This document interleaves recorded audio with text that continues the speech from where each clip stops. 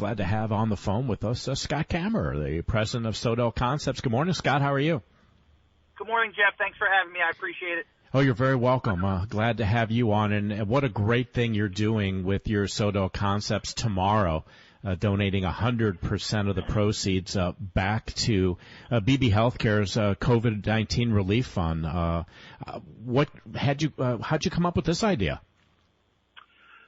Thanks, Jeff. Yeah, so we're going to donate 100% of all of our sales from the 11 restaurants. Baywood's closed right now. The golf course is open, but the restaurant is closed. So all the sales from tomorrow we're going to donate, and we're going to donate it on Monday to BB and Tom Protak from the BB Foundation. So a good friend of mine, Michelle Freeman, made a really generous donation to the fund earlier this month. And a couple from Lewis, Terry, and Scott made a donation, and it really just kind of inspired me. We have our own foundation, which does a lot of great work, and I thought instead of just making a donation right from the foundation, I would let other people get involved and build some community support from it, and that's kind of how we decided to do it. I think that the core principles of our company is cook beautiful, simple food, make the world a better place, and help the people that we work with. I think it fell into all those categories for us. And in hard times, I think that I'm not going to change what we do and what our core principles are. And this is a very trying time for the restaurant industry. And as you know, it's a lot of restaurants are really struggling right now. And just because times are hard doesn't mean we're going to stop helping the community. And that's kind of where the whole idea came up for me. And I have quite a few relatives and friends that work at BB, and over the years, a lot of the people that have gone to the nursing school there have waited tables in the restaurants in the summer. So we have a really good connection with BB, and we've supported BB's foundation in the past. So this is kind of a natural progression for us. That's great. And yeah, and for me, really, it's a lot of people are at home, not working, and this is a good opportunity to get everybody in the restaurants and everybody working, and plus give a really good donation to a cause we believe in. And then next Saturday, we're gonna do another one for the restaurant workers in Delaware. So I'm the chairman of the Delaware Restaurant Association, and we have a foundation set up called EAT. It's an emergency fund for servers that are out of work. And next Saturday, we're going to give 100% of the proceeds from all SoDel restaurants to the Delaware Restaurant Association's fund for out-of-work servers. That's great. And that's the fund that the servers can apply, I believe, for $500 grants? Yep, yeah, it's the fund that they can apply for $500 grant. And servers kind of can fall into a category sometimes throughout the state with unemployment where their tips aren't quite compensated. So a lot of servers in the state who aren't working are actually not doing so great because they're not really being fully compensated. So we were hoping that as the Delaware Restaurant Association, we could have this fund and give these $500 grants for people in need. And it'll go even after the restaurants open back up, so people could apply, if times are hard or whatever. As time goes on, it'll still be a thing. So, and then we're excited that to see some of the guidelines that they released, and we're taking a look at that, and hopefully it won't be too much longer till the restaurant dining rooms are open with some kind of strict guidelines. So we're just trying to do our part. SoDel's just trying to do our part and move things forward and try and get back to some kind of normalcy. Most definitely. So that's that. We had Dr. Tam on, CEO of BB, on Tuesday. We have Tom Protak coming on next Thursday from the foundation to talk. And, the BB Hospital, I don't know what this community would do without them. Yeah, and they're all my kids were born at BB.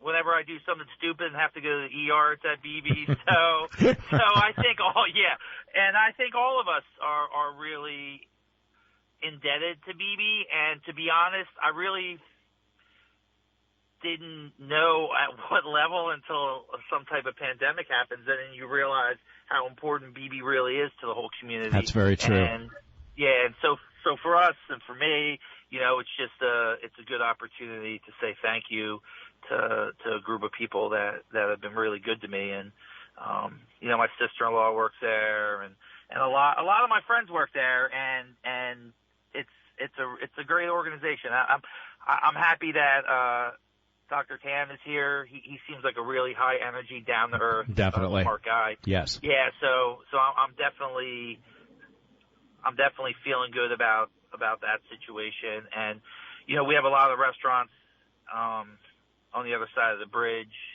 and they're building a campus down there in Millville, and that's going to be very exciting.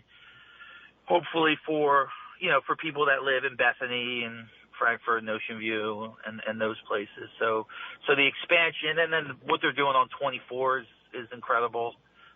So I'm happy for BB, and I'm happy Sure. that they're expanding. So your restaurants, 11 of the 12, as you mentioned, are open with takeout, curbside service available. I know I couldn't miss my Tuesday. This past Tuesday, of course, I had the chicken parm from Lupo, a meal that I try not to miss. And it's a way, as you mentioned, to keep a lot of your staff working. But if you can share with us maybe an idea of what percentage of your staff you were able to keep on, and are the others then on unemployment right now? Yeah, so the day before this happened, we had 700 people on staff, and then in the middle of the summer we have, depending, up to 2,000. So the day after it happened, based on a recommendation from the National Restaurant Association, we actually laid off every single person. Okay. Mainly because not knowing what was going to happen and because of the unemployment or the benefits and all that stuff. So we technically laid off every single person. Then the next day we hired back about half of them. Wow. And now I think we're up to like every single salary person is back. I think call it 95% of salary people and about 50% of hourly people are back.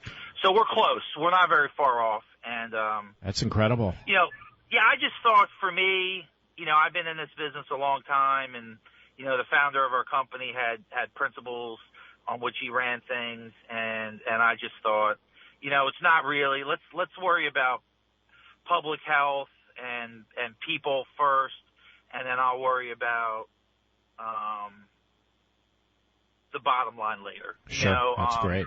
It's I've been doing this for a long time, and I plan on being in the restaurant business for probably another 25 years. God knows, I don't really have any other plans. So we'll have a long time to make it up. You know what I mean? Like we'll have, and I just felt like people, I just couldn't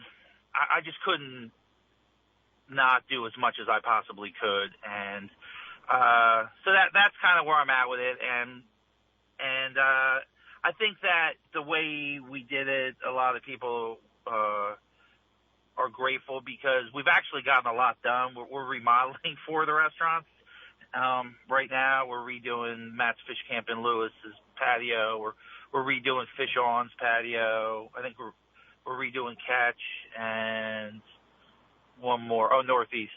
So we're kind of taking advantage of this time to tighten up some things, and we're painting and redoing all the patios and porches. Sure. Because I feel like maybe people this summer will be more comfortable being outside. Yeah, you're probably right. And you mentioned you had mentioned earlier too. Thank you. You had mentioned earlier too that when things do open back up for our larger establishments like restaurants, we might see some social distancing, possibly even up to 50% of your interior area being left empty for a little bit as far as seating. California's even talking about staff possibly having to wear masks, having disposable menus. Have you thought about some of this looking into the future? Yeah, so we, looking at the guidelines, so it's basically 2 weeks, as far as I can read it, it's 2 weeks of from the peak daily cases in a downward trajectory that restaurants can open, and then it's up to the state to decide appropriate social distancing. Right. And the CDC recommends 6 feet. So probably, and we did this right before.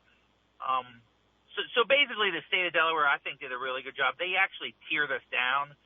So we did do social distancing right before we went to carry out. Okay. So right now we're at you can order online, chow now, like you did, and then you can get contactless curbside pickup if you want. So I think the next step back after we're downward trajectory for 2 weeks, the state says you can open, and then the guidelines will probably be like you said. You'll take out tables, and I don't think Delaware. I would be very surprised if Delaware did masks for staff, just because it's very, very difficult to work with a mask on. Okay. And I don't know how that would be possible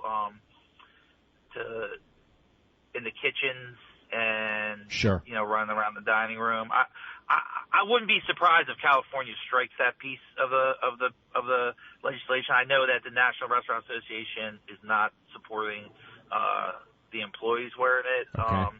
And I'm not sure how it's going to work with guests, because how would you be able to eat? So sure. I don't know how that's going to work. Very true. So, but anyway, so that's like 2 weeks, and then they're going to tier it down again. So maybe after 2 weeks, you would go to 75% and no standing room at the bar and social distancing when you're on a wait. And then I think the third phase is open with no restrictions. Right. So my interpretation is it's going to be like a 6-week tier down of restrictions, which I like because it gives everyone an opportunity to get comfortable with it. And also, a lot of the restaurants are a lot of muscle memory, so you're, when you're cooking dinner for 500 people, it takes a little while to get your moves down. Definitely. Get back in the groove there. Yeah, so that's one of the reasons we kept a lot of staff on, because I was like, man, we can't go from no people to 750 people overnight. That's just not fair to people, in terms of like the restaurant's operations. So that's one of the reasons, we've actually have a lot of different people cooking, and I actually have a couple different crews. So in case something happens, we could flip out the crew or whatever. But anyway, so just looking at the guidelines last night, and I like that they had some graphics and some examples I can understand. But they were kind of vague, and yes. It leaves up a lot of gray area to the state. And I have to say, Governor Carney has been really great with the Delaware Restaurant Association. He has had a weekly call with us and has listened to us. He's shut us down, but he's also been very transparent and receptive. And I think a lot of businesses in Delaware feel that way, that it's been a tough situation, and he's done the best that he can in this really tough situation. So I've learned a lot, to be honest. I mean, this is a new one for me. I don't think anyone has quite gone through some of this stuff, and I think that the governor, his chief of staff, the Department of Health has done a really good job. That's great. The only thing I wish that they do is I wish that they would not lead the headlines with the cumulative cases, but instead lead it with the daily new and the daily new hospitalizations, because that's kind of what the CDC goes by when they're determining the peak and when you're sure. on a downward trajectory. So, like when the state releases, there were 200 more cumulative cases, but, how do you put that in context? 200 cumulative cases is down 60% from the peak, which means you're on a downward trajectory, which means, 7 more days of downward trajectory. You can go into phase 1. Right. Phase 1 means you have reduced restrictions and non-essential businesses are open. And then I think it's 14 more, no spike in 14 more days of that. You can go to phase 2, which is schools open, and right. so on. Well, we might learn more. We might learn more today too, Scott. At the 1:45, Governor Carney does have a press briefing, so it's possible that he'll share a little bit more. Well, we need to take a break. I want to say thank you so much for joining us today, Scott, on the air. And again, a great thing that you're doing 100% of the proceeds for tomorrow from all 11 of the restaurants that you have open for carry out now and curbside service will be donated to BB and their COVID-19 relief fund. And then, as you mentioned, next Saturday you're going to do it all over again, but that money's going to go to our great people that are in the hospitality restaurant business here. Absolutely. And I wanted to thank you for the work you're doing, keeping the community informed, and it's much appreciated. Thank you very much. You can learn more by going to SoDelConcepts.com. Thanks again, Scott. You have a great day. Stay safe, stay healthy. You too. Thank you. All right, bye-bye. Bye.